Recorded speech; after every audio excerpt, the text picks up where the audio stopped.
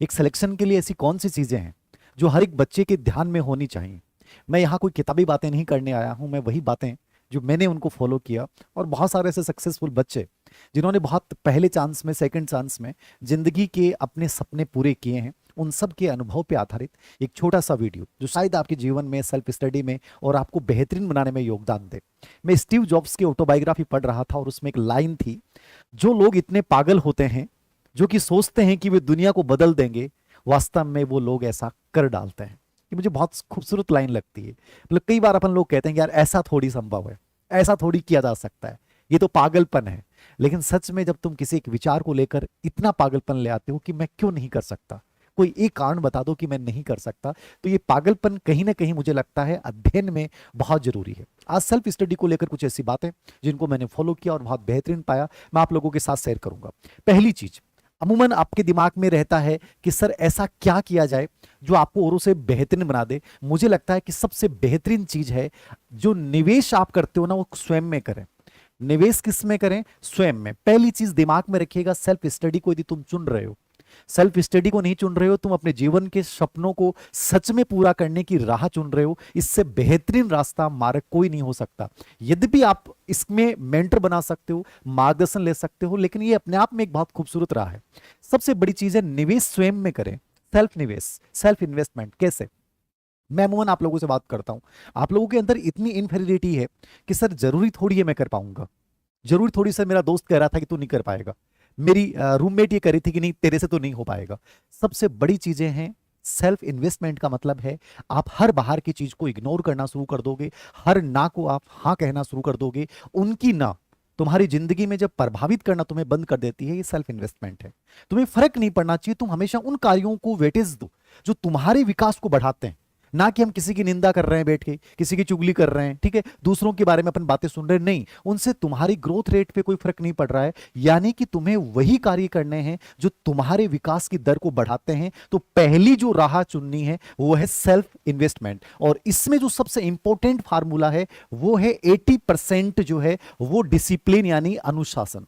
इसको अपने आप में फॉलो कीजिएगा, इसको मत तोड़ देना, फिर जिंदगी में कोई चीज आपको नहीं तोड़ पाएगी। अनुशासन इसलिए मैं कह रहा हूं, बाकी चीजें योगदान देंगी, घर की परिस्थितियां हैं और सब चीजें हैं, मेरे जैसे मोटिवेटर्स का मोटिवेशन है, गाइडेंस है, लेकिन ये सबसे इंपॉर्टेंट चीज मैं बोल रहा हूं 80% तुम्हारा डिसिप्लिन होना चाहिए जिस राह पे तुम चल पड़े। यानी 20% फ्लेक्सिबल बन जाओ, कोई बात नहीं है 20% टूटता है, मैं 100% की बात ही नहीं कर रहा। 80% तुम उसको फॉलो करोगे और हर हाल परिस्थिति में करोगे। यदि तुमने एक दिन खराब कर दिया कोई नहीं, अगले दिन उसको रिकवर करो, एक वीक में उस डे को रिकवर करो, कैसे भी एक अनावश्यक टाइम को अपनी लाइफ से बाहर निकालो जो आपका हमेशा वेस्टेज जाता है, वो सब चीजें तुम कैसे भी कर लोगे। बस इसमें विश्वास रखना कि मुझे 80% डिसिप्लिन को 100% फॉलो करना है। और दूसरी चीज सेल्फ इन्वेस्टमेंट में ये आता है कि आप टर्म प्लान जरूर बनाएं। टर्म प्लान मतलब आप किसी इंश्योरेंस वाले के पास जाओगे ना, तो आपके पास ये कहेगा कि बताओ कितने महीनों का लगेगा, 3, 1 साल, 2 साल, 5 साल, 6 साल। ये स्टडी का बहुत इंपॉर्टेंट फार्मूला होता है। जब भी हम तैयारी शुरू करते हैं, मान लीजिए मुझे ग्रेड थर्ड की प्रिपरेशन करनी है, तो मैं 1 साल का टर्म प्लान बनाऊंगा। मुझे ग्रेड फर्स्ट करना है, मुझे पास 3 महीने, ग्रेड सेकंड है मेरे पास 5 महीने, 6 महीने, मेरे पास जो भी भर्ती है, पटवारी है, कोई भी भर्ती, आप यूपीएससी कर रहे हैं, आरएस कर रहे हैं, आपका टर्म प्लान आपके दिमाग में जरूर होना चाहिए। वो टर्म प्लान आपका 12 माह का हो सकता है, 6 माह का हो सकता है, 3 माह का हो सकता है, ठीक है।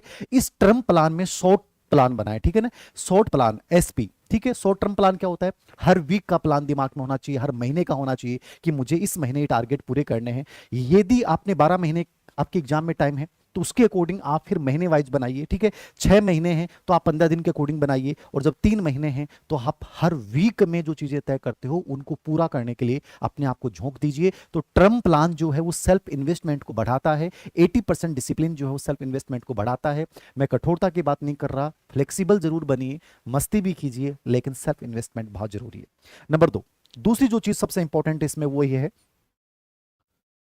दूसरी चीज जो इंपॉर्टेंट है, एक सेकंड,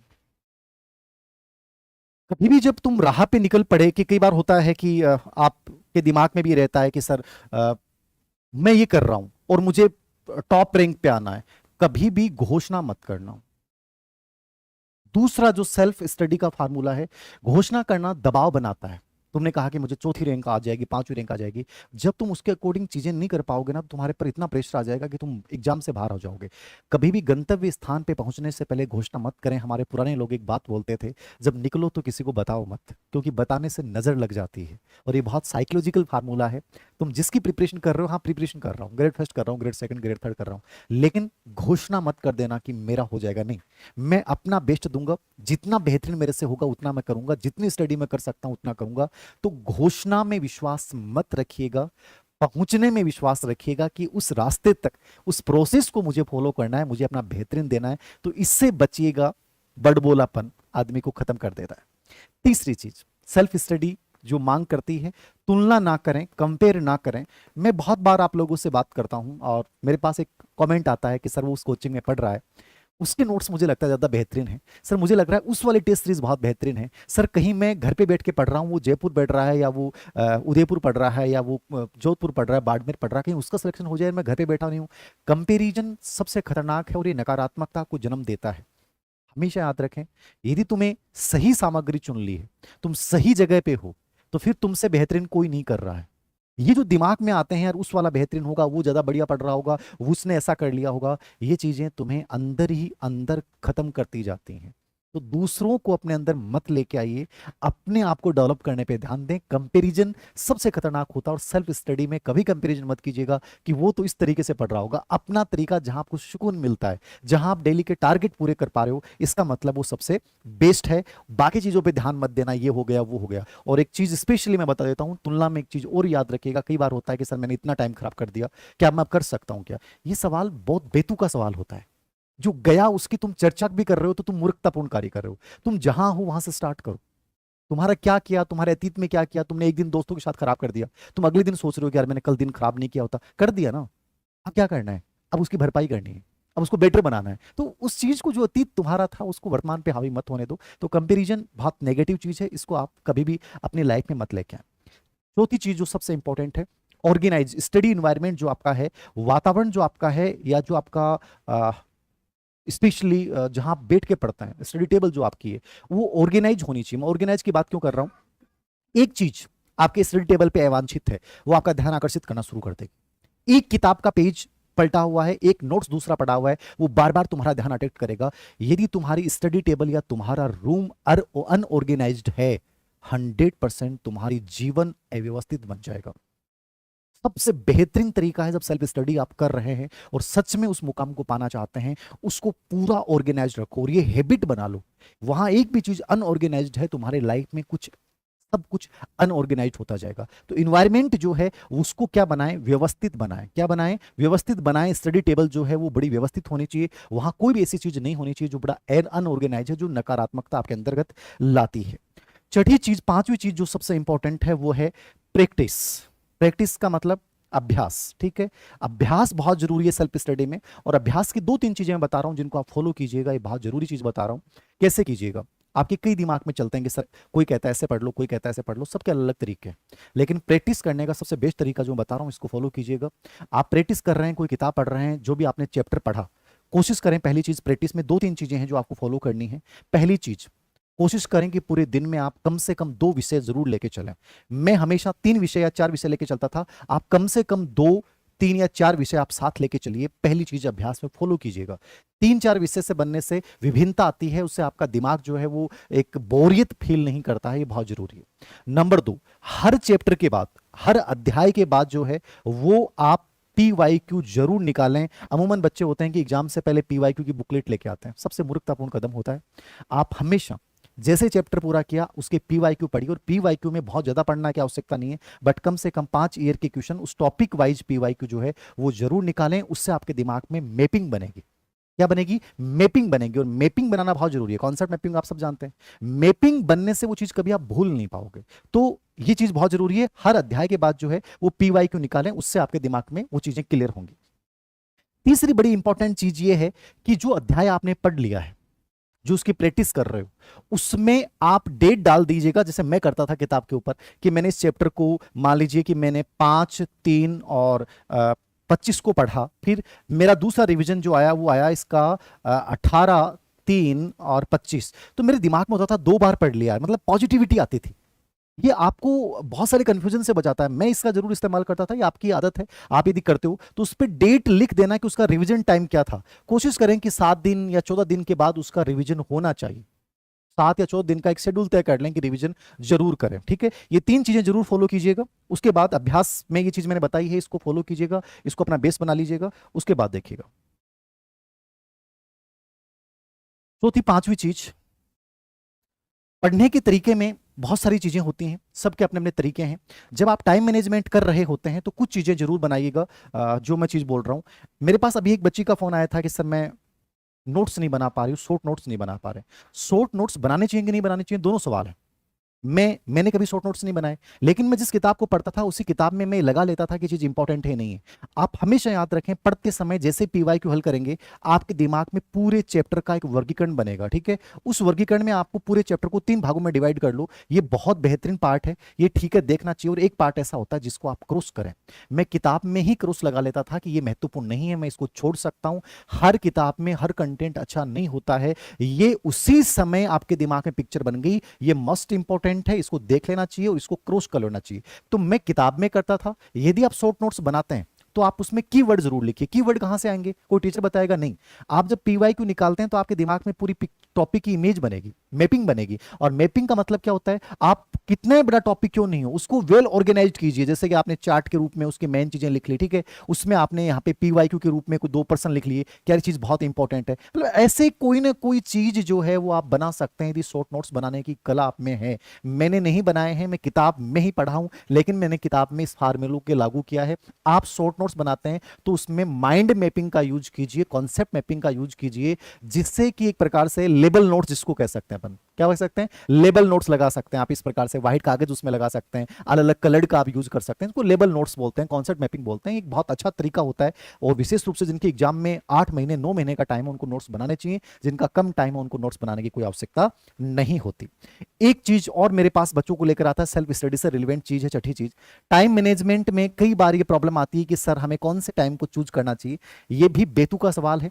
आप कौन से टाइम में सहज महसूस करते हैं उसको चूज कीजिए, मॉर्निंग में, लेट नाइट, जब भी। लेकिन इसमें दूसरी चीज याद रखिएगा, जैसे मैं मॉर्निंग टाइम में पढ़ता था तो मैंने उस शेड्यूल को कभी चेंज नहीं किया, वो मेरी हैबिट बन गई, मुझे मजा आने लग गया, वो मेरी आदत बन गई। याद रखना, आपने एक दिन लेट नाइट पढ़ाई की, अगले दिन आपने मॉर्निंग, दूसरे दिन मॉर्निंग में शुरू कर दी, आप महीने में यदि 4 बार ये चेंज करते हैं, आप सबसे खतरनाक राह पे हैं। आप बहुत इतने पागल हो जाएंगे, समझ में नहीं आएगा। जिस शेड्यूल को तुम फॉलो कर रहे हो टाइम मैनेजमेंट में, चाहे मॉर्निंग हो, लेट नाइट हो, जो भी हो, उसी को एक को फॉलो कीजिए, उसमें बार बार बदलाव लेके मत आइए, वो आपके गलत स्टडी हैबिट्स आपके अंदर क्रिएट कर देगा। तो टाइम मैनेजमेंट में स्पेशली ये फॉलो कीजिएगा, ये बहुत जरूरी है। एक, हाँ शेड्यूल हो गया, ठीक है, ये कर दिया। कम से कम 2 सब्जेक्ट 4 सब्जेक्ट मैंने बता दिया। डेट आप डाल लीजिए, मैंने देखा है। और एक चीज और याद रखिएगा, मान लीजिए आपने टॉपिक पढ़ा है, तो जैसे मैं इसको स्पेशली करता था, आप करते हैं कि नहीं करते हैं, स्पेस्ड लर्निंग का प्रयोग करें। स्पेस लर्निंग का मतलब एक याद करने का तरीका है। आप हर घंटे बाद 10 मिनट का अंतराल दीजिए, ठीक है। आप 2 दिन बाद में, 7 दिन बाद में 2 घंटे कोई अलग गतिविधि कीजिए, ये बहुत अच्छा होता है। इसमें भी आप ये काम कीजिए कि आपने चैप्टर पूरा पढ़ लिया, पीवाईक्यू देख लिए, बंद कर दिए, उसके बाद जब आप उसको दोबारा रिवाइज कर रहे हो ना, उस समय डायरेक्ट कभी भी किताब मत खोल लेना। मैंने तो कभी इस्तेमाल नहीं की। मेरे 7 दिन पहले पढ़ा हुआ टॉपिक है और मैंने उस किताब को खोला, चैप्टर पहला है, फिर मैं अपने माइंड में याद करूंगा उस टॉपिक को, यार क्या क्या मुझे कितना याद है। ये कर देने से वो टॉपिक कभी जिंदगी में नहीं भूलोगे आप। तो हमेशा 10 मिनट कोशिश करो कि आपको क्या क्या चीजें याद हैं बिना देखे, उसके बाद आप दोबारा से उसको पूरा रीड कीजिए। ये इतना गजब का फार्मूला है, यदि आप इसको यूज करते हैं। मैंने तो इतनी मोटी मोटी किताबें पढ़ी हैं और वो याद हो गई थी है। आप लोग कई बार रोना रोते हैं कि सर ये चीजें कैसे होंगी, सिलेबस तो बहुत बड़ा है। एक्चुअली क्या है कि आपके पढ़ने के तरीके बहुत गलत हैं, आपके प्रैक्टिस करने के तरीके बहुत गलत हैं, या कोचिंग में जो पढ़ाते हैं वो बहुत गलत तरीके से आपको पढ़ा रहे हैं। सबसे बेस्ट है कि सेल्फ स्टडी आप कर रहे हैं तो आप अंतराल दीजिए, स्पेस लर्निंग का प्रयोग कीजिए, ठीक है। बिना देखे रिकॉल करना सीखिए। धीरे धीरे आपका माइंड, आपकी मेमोरी खुद आपको लगेगा यार बहुत पावरफुल होती जा रही है। जो आप गलतियां कर रहे हैं वो गलतियां करना ही बंद कर देंगे, ठीक है। और 7वां 8वां जो चीज है, ये बहुत जरूरी है। जिंदगी में एनालिसिस बहुत जरूरी है। जैसे आपने प्लानिंग की, वैसे एनालिसिस करें कि आप कितना गेन कर पा रहे हैं, कितना गेन नहीं कर पा रहे हैं। आप कौन सी गलतियां फिलहाल कर रहे हैं, जो गलतियां आपको नहीं करनी चाहिए, उन गलतियों को साथ में नोट करें और हर महीने कोशिश करें कि जो रजिस्टर आपने गलतियों का डाला था, उन गलतियों की संख्या कम होती जानी चाहिए। कि मान लीजिए आपने 8 गलती की, तो अगले महीने वो 4 ही गलतियां बचनी चाहिए। उन गलतियों की सीमाओं को कम करते जाना है। ये आपको इतना ऑर्गेनाइज्ड बना देगा, आपको मजा आने लग जाएगा कि सर मजा आ रहा है, चीजें बहुत सही लग रही हैं। ठीक है, तो ये जरूर एनालिटिकल एक रजिस्टर जरूर डाल के रखिए। मैं खैर एनालिटिकल रजिस्टर मैंने नहीं डाला था, बट मैं पेजेस के ऊपर लिख लेता था कि आज मैंने इस महीने ये गलतियां की, इसको एकदम क्रॉस करना है और हर हाल में कम करना है। तो इससे बड़ा पॉजिटिविटी भी आती थी कि यार मैंने 2 गलतियां कम कर दी हैं, अब मेरे पास 2 ही कमियां रही हैं, मैं इनको अगले महीने दूर कर दूंगा। और एक सिचुएशन ऐसी आती है कि बाद में आपकी गलतियां होती नहीं, अमूमन आप इन चीजों को सीरियसली नहीं लेते हो। एक ही गलती है जो 4 बार रिपीट होती है, और जिंदगी आपको इतने अवसर देगी ही नहीं कि आप एक गलती को 10 बार रिवाइज करें। तो सेल्फ स्टडी की कुछ ऐसी टेक्निक्स जो मैंने फॉलो की हैं, आप भी इनको फॉलो कीजिए। और एक अंतिम चीज जो मैं कहना चाहूंगा, यदि मैंने इसको इतना फॉलो नहीं किया, बट मुझे लगता है कि ये पावरफुल बनाता है, ठीक है, अब मैं इसको जरूर फॉलो कर रहा हूं। प्रार्थना को अपने जीवन का हिस्सा बनाइए, योग को अपने जीवन का हिस्सा बनाइए। 20-25 मिनट यदि तुम खेल पाते हो, कोई भी बैडमिंटन या कुछ भी, वो आपकी बॉडी को ज्यादा एनर्जेटिक बनाएगी, आपके स्ट्रेस को रिलीज करेगी। कई बार कहते हैं कि सर पढ़ाई का स्ट्रेस हो रहा है, तो खेलना 20 मिनट, आधी घंटे, 1 घंटे भी, वो आपके स्ट्रेस को कंप्लीट रिलीज कर देगा। क्योंकि मैंने एक बहुत अच्छी ऑटोबायोग्राफी पढ़ी है इंडिया के एक बहुत बड़े सिंगर की, और मैंने उसमें इस चीज को पढ़ा, उन्होंने बहुत नोटेड किया इस चीज को कि सच में खेल कितना जरूरी है और वो आपको कितना पावरफुल बनाता है। तो इसको आप यूज कीजिए, इसको इतना प्रेशर मत लीजिए कि सर सेल्फ स्टडी कर रहे हैं, क्योंकि आप औरों से बहुत आगे हो जाओगे। सेल्फ स्टडी में टाइम बहुत बन जाता है, आप बहुत सारी चीजों को अच्छे से कर सकते हो। अपनी लाइफ से उन चीजों को निकाल दीजिए जो तो आपका टाइम ज्यादा खाती हैं। डिस्ट्रक्शन से बचिए, और डिस्ट्रक्शन से बचने का तरीका यही है कि मोबाइल का कम से कम इस्तेमाल कीजिए, उसकी नोटिफिकेशन बंद करके रखिए, कॉलिंग वगैरह का निर्धारित टाइम रखिए, उसके अलावा कॉलिंग आ ही नहीं रही है, कॉलिंग जा ही नहीं रही है। जिंदगी में कम चीजें रखो लेकिन बेहतरीन रखो, कम पढ़ो लेकिन एकाग्रता के साथ पढ़ो, कम किताबें रखो लेकिन बहुत बेहतरीन किताबें रखो, छोटा सा कमरा हो लेकिन बहुत सुंदर और बहुत खूबसूरत और बहुत एनर्जेटिक कमरा हो, जिसकी एक लाइन ऐसी हो जो आपको हमेशा मोटिवेट करे, जैसे हम जीत जाएंगे, या कोई भी ऐसी लाइन जो आपको हमेशा प्रेरित करे। लाइफ में रिश्ते कम रखो लेकिन जो जिंदगी में हमेशा आपको आगे बढ़ाएं और आपको संबल दें, वैसे लोग रखो। मतलब चीजें कम रखो, उनके परिणाम बढ़े दो। ठीक है, ग्रोथ ओरिएंटेड चीजें आप करो। सेल्फ स्टडी आपको खुद को इतना बड़ा बना देगी, क्योंकि जिंदगी में मैं मानता हूं कि सेल्फ स्टडी से बड़ा कुछ भी नहीं हो सकता।